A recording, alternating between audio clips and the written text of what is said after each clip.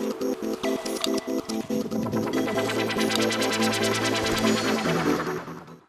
we welcome you back to our continuing series of talking to volleyball coaches. Some of them, a lot of them are our favorites, and of course that one right there is truly one of our favorites. And what's interesting is we talked to Sarah Paulk from Friendswood. I met you in person. I'd known about you, but I met you in person when you were taking on what was my team back then, Liberty Hill. And it was like, wow, this Friendswood program, not too bad.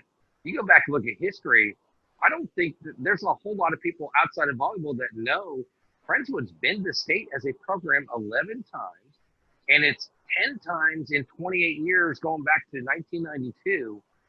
But for probably a 4-year stretch where you were 6A, it's a really good program, and you guys have done a tremendous job. Since you've been there, this will be your 5th year. You've been in the playoffs every time, been in the regional tournament, and oh, by the way, made it to the state last year. Talk about the momentum you feel for the program, especially, the last couple of years. And oh, by the way, she beat her former team Manville to get to the state last year.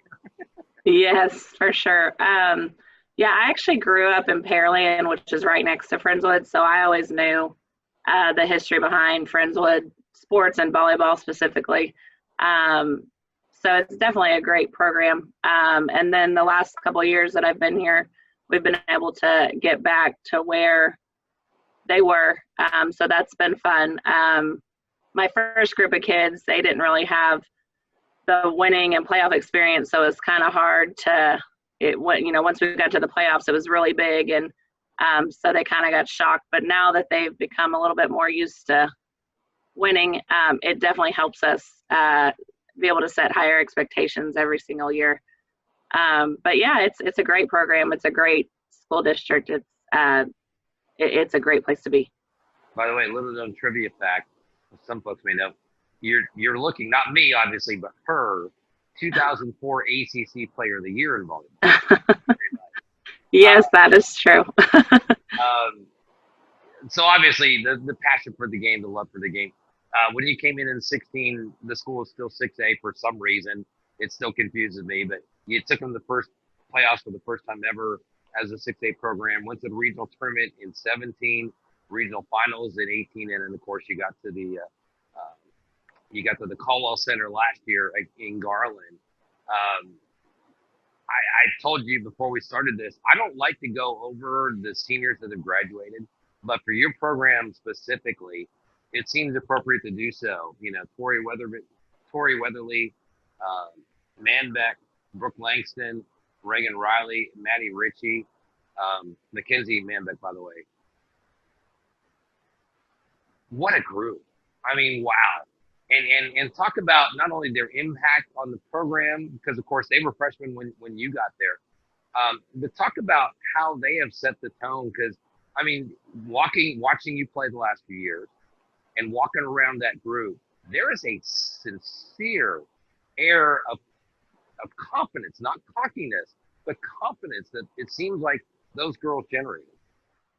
Yeah, definitely. So they, like you said, they were freshmen when I came in. So they were my first, 4-year group. So it was really special to be able to go to state again with them. But they paved the way, and we pushed them harder at times than they probably wanted to be pushed. But they kept trucking, and they did a really good job of getting us back to where we wanted to be. So yeah, we're going to miss them a lot. And a couple of them didn't play as much, but they were equally as important in building our program back to where we wanted it to be. They were leaders and just great teammates. So definitely going to miss them. We've gotten to know each other pretty well. So I consider you, like a Jacob Thompson, Michael Kane. You know me pretty well. I'm a center libero guy. I'm really gonna miss Tori. Yeah, me too. It's great to have a kid that can run up 5'1" and be on the court the whole time. And she did a lot for us. And her and Mackenzie had a really good connection because they played club together.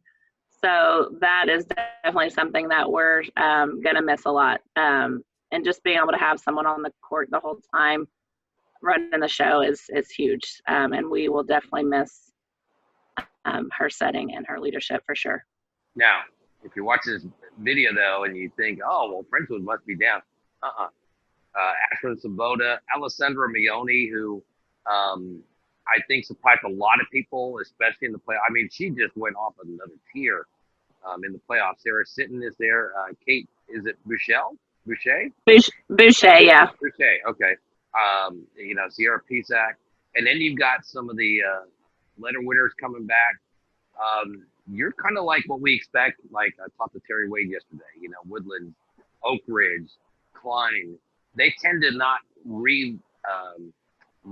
They tend to not rebuild. They just reload. And it seems like Friendswood's going to be in that position this year. Yeah, I sure hope so. We luckily we have like every class has a couple of really, really good kids that have contributed. So we're not, senior heavy or any grade heavy. So that helps us each year be able to, try to fill in a couple of spots and pick up to where we were the year before. Each year we've gotten a little bit better. So that's our goal again this year, to get a little bit better. Well, before March happened and the pandemic started, and we'll get that in a little bit, it's kind of like, oh, wow, we've got, realignment and everything going on. District 22, Goose Creek, Baytown Lee, Baytown Sterling, Galveston Ball, LaPorte, Manville, which is interesting for you, I'm sure. Santa Fe, where one of your assistant coaches lives with her husband, and Texas City. Talk about district. That's a pretty tall order right there.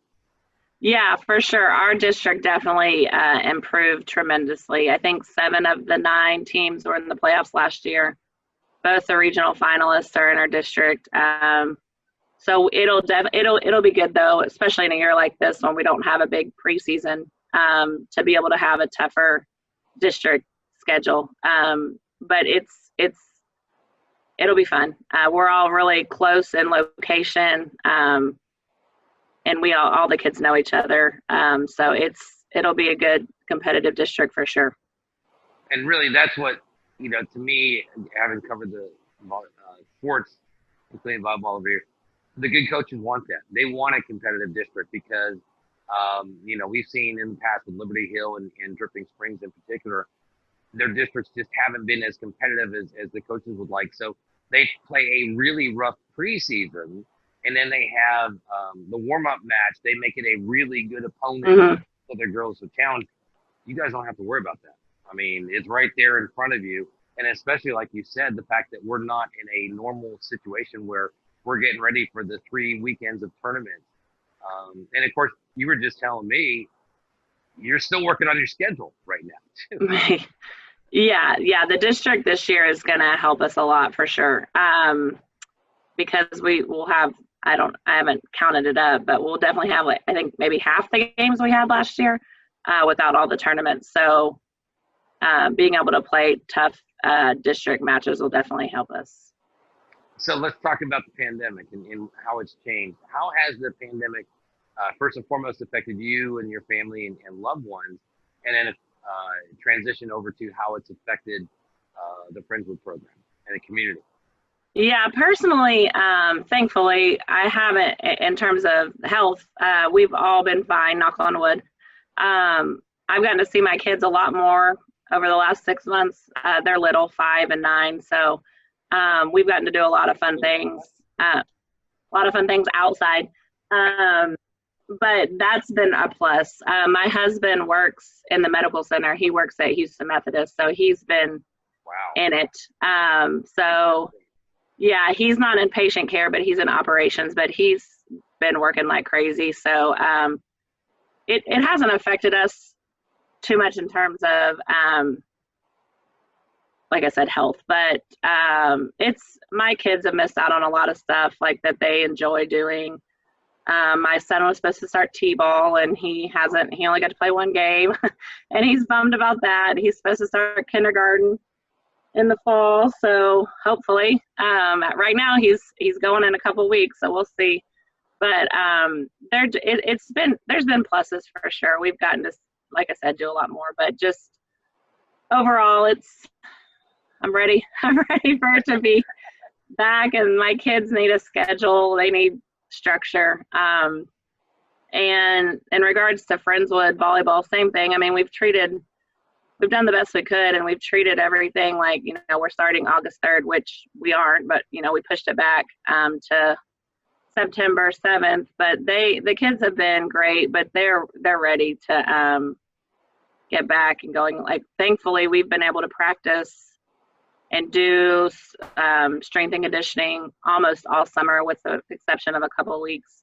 Mm-hmm. So that's been good, but they're ready. They're not, it's hard to motivate them right now in terms of the excitement. It's kind of hard to pull it from them because it's not the same as what we are used to. But,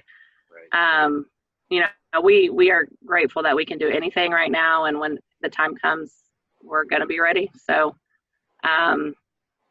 it's definitely impacted everybody, but I'm thankful that it hasn't been as much as some. Well, and I was talking to you before about the separation of state 1 through 4A, 5A, 6A. I talked to Jason Culpepper, Leslie Coltrane already from LaGrange, and they kind of agree that there's going to be a little bit more spotlight in the 1A, 4A, which is what you want. But also came through, especially with Terry Wade, who we interviewed yesterday. Terry Wade, of course, from the Woodlands. She's going to miss. Now, of course, first and foremost, coaches hope to be having their teams playing at state when they get there. Yeah. That's understood. Right. Terry especially said that, it's kind of sad because that's the one chance you really get a chance to see coaches from all walks of the state and get a chance to visit with them and talk to them. And, it sounds like it's a great bonding experience for coaches. Yeah, definitely. That and state, and then the tournaments and coaching school. Those are the three big things that we get to see others, and we are missing out on all of those this year, which is a bummer. But we'll have it. We'll have it again, and hopefully we can hopefully we're able to play the state tournament, because I know a lot of sports missed out on that. But yeah, it is nice to see coaches and be able to talk, because it's such a different type of job. Like, I work at a school of a lot of people, but no one does the same job as me. So you kind of feel isolated a little bit. But when you get to see coaches and catch up with them, it's always nice. So that'll definitely be missed. Right. Okay. Well, Sarah, before we wrap up, give you a chance to kind of, give us some final thoughts here, talk about what, is upcoming, about what's going on now in the Friendswood community. Anything you want to throw out there for folks watching the interview? I'd say, like I said, I've said a couple times, we're grateful that we get to do what we get to do here in Friendswood. Our administration, because we're a little bit smaller, we're able to play and do and go. So that's awesome. And we're really, really excited about this year. We have a awesome group of freshmen coming in that I can't wait to get to work with. And then our returners, we really do have a good thing going. So I'm cautiously optimistic about the season, but I know once we get on the court and start playing, all the hand washing and sanitation and mask wearing, and we won't forget about it in terms of doing it, but we'll forget that we have to do it, and we'll be able to play the game that we all love. So I'm excited. I'm ready. Just needs to get here. Well, I can't wait to see the schedule so I can see if I can make it out to one of the Friendswood and Manville. Yeah. That would be interesting. Yeah, I actually think as of right now, we play them on our homecoming. That could change, but that'll throw another interesting loop in there. As if it wasn't highlighted real enough right there. Right. Sarah Paulk from Friendswood. Hey, thanks for the time. We appreciate it. Look forward to visiting during the season. Yeah, thanks for having me. I appreciate it.